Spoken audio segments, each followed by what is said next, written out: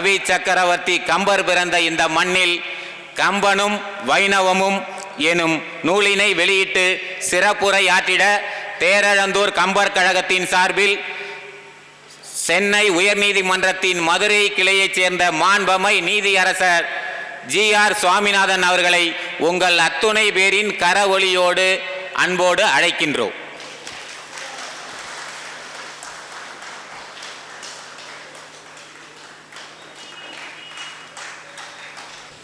எல்லோருக்கும் என்னுடைய இனிய மாலை வணக்கங்கள். எனக்கும் இந்த தீபத்துக்கும் என்ன பொருத்தம்னு எனக்கு தெரியல. நான் குத்து விளக்கு ஏற்ற போகிறாங்கன்னா ஆனந்தமாக ஆஹா தீபத்தை ஏற்ற போகிறோன்னு கிளம்பினேன். உடனே ஐ திங்க் யார் அவர் தான் நினைக்கிறேன், ஐயா நீங்களே ஏற்றக்கூடாதுங்க ஐயா, நான் உங்களை ஏற்ற அனுமதிக்க மாட்டேன் ஐயா, உட்காருங்க அவங்க இடத்துலையே அப்படின்ட்டார். உடனே ரொம்ப ஏமாற்றமாக போயிடுச்சு எனக்கு. சரி பரவாயில்ல, தீபம் ஏற்றக்கூடிய நாள் வரும்னு உறுதியாக நம்புகிறேன்.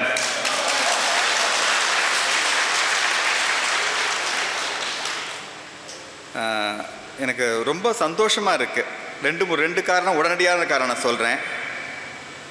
இறைவணக்கம் குழந்தைங்களை வச்சு பாட வச்சிங்க இல்லையா, அதுதான் வேணும். தட் அவ்வளோ சந்தோஷமாக இருக்குது. குழந்தைங்களை வச்சு பாட வச்சது, குட்டி பாப்பாக்கள் நிறைய ரொம்ப அற்புதமாக, ரொம்ப மனசுக்கே அவ்வளோ ஆனந்தமாக இருந்தது. ஒன்று.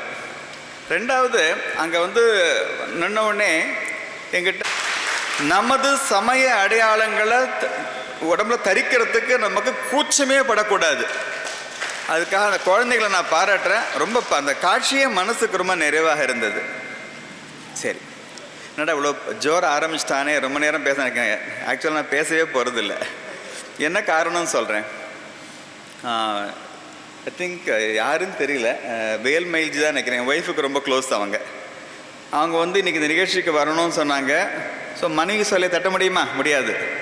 அதுக்காக சரி நானும் ஒப்புத்துன்ட்டேன். ஒரு அந்த செல்லகிருஷ்ணன் அவங்க புஸ்தகம் போட்டிருக்காங்க, புக் ரிலீஸ் ஃபங்க்ஷன். சரி நம்மளும் பேசாமல் உட்காந்து அந்த ரிப்பர்லாம் இது பண்ணிவிட்டு இப்படி காட்டிட்டு ஃபோர்ஸ் கொடுத்துட்டு உட்காந்துடலாம் அப்படின்னு நான் நினச்சிட்டு இருந்தேன். அப்புறம் பார்த்தா சிறப்புறேன்னு போட்டாங்க. உடனே எனக்கா ஒரே திகிலாயிடுச்சு, பயந்து போயிட்டேன். நிஜமாலே நம்பினா நம்புங்க, ஸ்ட்ரெஸ் ஆகிடுது எனக்கு. அப்படியே என்ன பேச போகிறேன்னு எனக்கு தெரியல.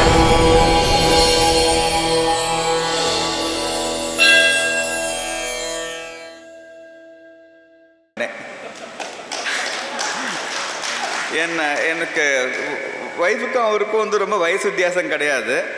சொல்லப்போனால் என் ஒய்ஃபோட அவர் வயசு கூட இருந்தால் கூட என் ஒய்ஃப் அம்மா மாதிரி அவர் பழகுவார்.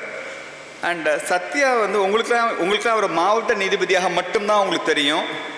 எனக்கு தெரியும் தமிழில் அவருக்கு எவ்வளோ புலமை இருக்கிறதுன்னு எனக்கு தெரியும். எனக்கு எழுத்துலேயும் சரி பேச்சுலேயும் சரி. அதனால் இன்னொன்று, ஹைகோர்ட் ஜட்ஜு சொன்னால் மாவட்ட நீதிபதி தட்ட முடியாது இல்லையா. ஸோ அதுக்காக நான் உத்தரவாகவே போட்டுட்டேன், சாமி என்னை நீங்கள் தான் காப்பாற்றணும், தேர்ந்தெடுத்த கம்பங்கழகத்தார்ட்டேன்னு சொன்னேன். அதனால் என்னோட அன்பிற்கு கட்டுப்பட்டு, அவங்க பேர் கூட இதில் இல்லை இருந்தால் கூட இன்றைக்கி இந்த புஸ்தகத்தை பற்றியும் பொதுவாக கம்பனை பற்றியும் ஒரு சிறு உரையே அவங்க தான் நிகழ்த்த போகிறாங்க. நிகழ்த்த போகிறதுக்கு முன்னாடி நான் ஒரே ஒரு செய்தியை மட்டும் பகிர்ந்துட்டு நான் அமரலான் இருக்கேன். ரொம்ப ஆழ் மனசுலேருந்து நான் சொல்கிறேன் இந்த வார்த்தையை. கொஞ்சம் வருத்தத்தோடையும் நான் பதிவு பண்ணிக்கிறேன். இதை ரொம்ப சமீபத்தில் ஒரு வாரம் முன்னாடின்னு வச்சுங்களேன், IPS பாஸ் பண்ண ஒரு மிக இளம் ஒரு நபர், 24 வயசு கூட இருக்காது, டிஜிபிக்கு மேலே கூட போக முடியும் அவங்களால். என்னோட கூட என்னோட நண்பருக்கு ரொம்ப வேணுங்கப்பட்ட அவங்க. ஸோ எங்கிட்ட ஒரு மோட்டிவேஷனுக்காக கூட்டிகிட்டு வரணும் அப்படி சொல்லி கூட்டிகிட்டு வந்தாங்க. அவங்க வந்த உடனே எனக்கு தெரிஞ்ச சில சம்பவங்கள்லாம் சொல்லி அவரை மாதிரி இருக்கணும் வேறு மாதிரி இருக்கணும்னு சொன்னேன். ஒரு சம்பவத்தை மட்டும் சொன்னேன். அவர் பேர் மாணிக்கம்னு பேர். எஸ்ஐயாக அப்போ தான் ஜாயின் பண்ணுறாங்க. நான் சொல்கிறது 50 வருஷத்துக்கு முன்னாடி, 50-60 வருஷத்துக்கு முன்னாடி எஸ்ஐயாக ஜாயின் பண்ணுறாங்க. ஜாயின் பண்ண உடனே அங்கே இருக்கிற டிஎஸ்பி ஏன்பா என்னோடய காரில் கொஞ்சம் இதாகிடுச்சு, டயர்லாம் மாற்றி கொடுங்குறாங்க. உடனே இவர் உடனே நேராக அந்த ஷோரூமுக்கு போயிட்டு எல்லா டயர்லாம் மாற்றிட்டு டிஎஸ்பி ஐயாட்ட போய் கொடுக்குறாங்க. ஐயா கார்லாம் மாற்றிட்டாங்க. Very good. உடனே ஐயா பில்லு இருந்தாங்க. ஏன்னா 1000 ரூபாய் என்னமோ அந்த காலத்தில் பில்லை நீட்டுறாரு எஸ்ஐ. யார் எஸ்ஐ யார்ட்டு நீட்டுறாங்க? டிஎஸ்பி கிட்ட நீட்டுறாங்க. டிஎஸ்பிக்கு உடனே கடுங்கோம்புது, என்ன பில்லை நீட்டுற அப்படின்னாங்க. உடனே ஆமாய்யா இவ்வளோ செலவாச்சு. அவர் மாத சம்பளம் தானே அந்த எஸ்ஐக்கு இப்போ நீட்டுறாரு. கண்ணாக்குனா அந்த எஸ்ஐயை பிடிச்சி அந்த இவர் கத்துறாரு, யார் இந்த டிஎஸ்பி. உடனே சரி சரிங்க சொல்லிட்டு நேராக அந்த காரை எடுத்து மறுபடியும் அதே ஷோரூமுக்கு ஓட்டின்னு போனார். 4 டயரையும் கேட்டி போட்டார். உடனே பழைய டயரை போட்டு விட்டார். உடனே அந்த எஸ்ஐ தான் பின்னாடி எஸ்பியாக வந்து ரிட்டையர் ஆனாங்க. அவர் பேர் மாணிக்கம். வீட்டிலேருந்து தண்ணி கொடுப்பார். பேர் பச்சை தண்ணி மாணிக்கம்னு பேர். அவர் பேர். போலீஸ் டிபார்ட்மெண்ட்டில் நேர்மின் அவதாரமாக இருந்த சில பேர்களில் அவரும் ஒருத்தர். எனக்கு இந்த பொண்ணுகிட்ட அந்த அந்த அந்த அனுபவங்கள்லாம் சொல்லி அப்படி இப்படி நான் பாட்டு சொல்லிகிட்டே இருந்தேன். டக்குனு ஒரு ஸ்டேஜில் எனக்கு டவுட் ஆகி போச்சு. எனக்கு ஒன்று ஒரு 5-10 நிமிஷத்துக்கு பேச்சை நான் நிறுத்திட்டு அவங்கள்ட்ட நான் கேட்குறேன், அம்மா வாழ்க்கையில் இங்கிலீஷில் கேட்டேன், are you an idealist or you are a pragmatist அப்படின்னு. ஐடியலிஸ்ட்னா யார்? லட்சியவாதம். லட்சியத்துக்காக உயிரே கொடுக்குனா கூட கொடுப்போம். நாம் என்ன வேணால் பண்ணுவோம். என்ன இங்கே ட்ரான்ஸ்ஃபர் தானே பண்ணுவேன், மாணிக்கம் அப்படி தான் ட்ரான்ஸ்ஃபர் தானே பண்ணால் பண்ணிக்கோ அப்படிம்பாங்க. ஒரு சில ஐஏஎஸ் அதிகாரிகள் நான் கேள்விப்பட்டிருக்கேன்.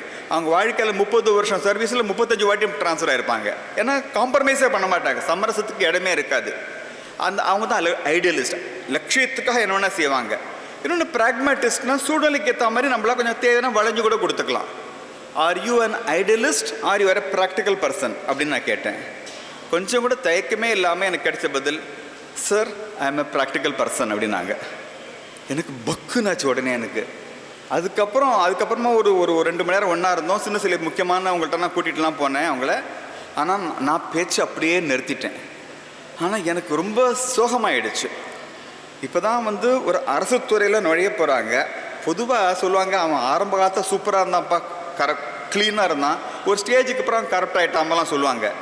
ஆனால் என்டர் ஆகும்போது என்ன ப்ராக்டிக்கல்னால் எனக்கு புரியவே இல்லை. எனக்கு அதுதான் பிரச்சனை இப்போதைக்கு. ஏன் எனக்கு போன வாரம் ஏற்பட்ட அந்த ஏமாற்றத்தை ஏன் நான் உங்கள்கிட்ட பகிர்ந்துக்கிறேன் அப்படின்னா, கம்பராமாயணத்தை வந்து முழுமையாக அந்த உள்வாங்கிட்டு படிச்சிருந்தாங்கன்னா அவங்க என்ன சொல்லுவாங்கன்னா ஐடியலிசம் தான் முக்கியம்னு சொல்லுவாங்க இப்போதைக்கு. What is Kambaramayanam? அல்டிமேட்டாக என்ன, ஒரு தர்மத்துக்கும் அதர்மத்துக்கும் ஏற்படும் பிரச்சனைகளை வரத்தான் செய்யும், தர்ம கஷ்டப்படத்தான் செய்யணும். ஆனால் இறுதியில் அறம்தான் வெல்லும் அப்படிங்கிற செய்தியை தான் வந்து கம்பராமாயணம் அந்த கொடுக்குறான் இப்போதைக்கு நமக்கு. அது ஸோ நான் புரிஞ்சுட்டேன். எனக்கு அப்போ என்ன தோணி போச்சு அப்படின்னா, எனக்கு தபஸ் பத்தலை, எனக்கு தவம் பத்தலை. நான் வந்து கம்பனை வந்து முழுமையாக படித்து அப்படியே என் வாழ்க்கை அப்படியே உள்வாங்கினேன்னா, என் வார்த்தையில் அம்மா are you an idealist or practical பர்சன்னா அந்த அம்மாட்டேருந்து எஸ் ஐ அன் ஐடியலிஸ்ட் அப்படின்னு தான் பதில் வரும் இப்போதைக்கு.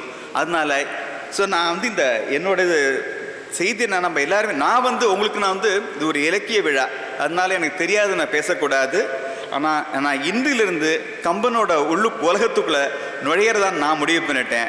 அதுக்கு ஸ்டார்டிங்காக செல்லகிருஷ்ணனை எழுதிய கம்பனும் வயனும் இந்த புக்கிலேருந்து, இந்த புஸ்தகத்திலேருந்து என்னோடய பிரயாணத்தை தொடங்கலான் இருக்கேன். இன்னும் உடனே வாய்ப்பு இருக்காது. ஒரு 4-5 வருஷங்கள் கழித்து மேபி செல்லகிருஷ்ண ஐயா அவர்களே 500 புஸ்தகம் போடுவாங்க. இதே தேரெழுந்தூரில் சத்தியமூர்த்தியோட உதவியை நாடாமல் நானே ஒரு இலக்கிய உரையை உறுதியாக நிகழ்த்துவேன் என்ற உறுதியோடு விடைபெறுகிறேன். நன்றி, வணக்கம். இந்த புக்கை ரிலீஸ் பண்ணல எனக்கு ரொம்ப ரொம்ப ஆனந்தம். ஐயாக்கு என்னோட மனசார பாராட்டுக்கள். அடுத்தது இந்த மாதிரி ஒரு ஸ்தாபனங்கள்லாம் இருக்கு இல்லையா, அதை தொடர்ந்து நடத்துறது அப்படிங்கிறது சாதாரண விஷயம் இல்லை. இந்த ஆர்கனைசர்ஸை, தலைவர் அவர்களையும் சரி, மற்றவங்களையும் சரி, எவ்வளவு பாராட்டினாலும் தகும். பாருங்களேன், இந்த கம்பன் கழகங்கள் மட்டும் தமிழ்நாட்டில் இல்லைன்னா நம்ம கம்பனை நிச்சயம் மறந்துருப்போம் இப்போதைக்கு. ஸோ அதனால் இந்த கம்பனோட அந்த செய்தியை நம்ம மக்கள் மனசில் விட்டு அகலாமல் இருப்பதற்காக தொடர்ந்து பண்ணிகிட்டே இருக்கிற இந்த தேரெழுந்தூர் கம்பன் கழகத்தாரையும் நான் ஆத்மார்த்தமாக பாராட்டுகிறேன். நன்றி, வணக்கம்.